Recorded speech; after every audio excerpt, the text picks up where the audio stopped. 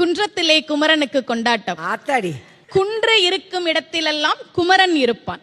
அவனுக்கு பேரே குறிஞ்சி கிழவன் பேரு. குறிஞ்சினா மலையும் மலை சார்ந்த இடமும், கிழவன்னா தலைவன் அர்த்தம். அவன் மட்டும் உயரத்தில் இருப்பவன் அல்ல, தன்னை வணங்குபவர்களுக்கும் உயர்வான வாழ்க்கையை கொடுக்கக்கூடியவன் முருகன். ஏன் அவனை தமிழ் கடவுள் சொல்றோம்? இந்த அகரத்துக்கு என்ன சிறப்பு அப்படின்னா, திருவள்ளுவர் சொல்றார், அகர முதல எழுத்தெல்லாம் ஆதி பகவன் முதற்றே உலகு. உலகத்துல உள்ள எல்லா மொழிக்கும் அகரம் முதல் எழுத்துன்னு சொல்றார். இதுல ஒரு சின்ன தப்பு இருக்க மாதிரி இல்ல? இங்கிலீஷ்ல எது முதல் எழுத்து? ஏ. லத்தீன்ல வேற இருக்கலாம், பிரெஞ்சுல வேற இருக்கலாம். ஆனா வள்ளுவர் என்ன சொல்றார்? அகர முதல்ல எழுத்தெல்லாம் ஆதி பகவன் முதற்றே தமிழ் கிடையாது, உலகுங்கிற. என்ன காரணம்னா, நீங்க உலகத்துல எந்த மொழியை எழுதினாலும் 4 முறையில தான் எழுத முடியும். சுழியம், அரைப்பிறை, குறுக்கு கோடு, நேர்கோடு.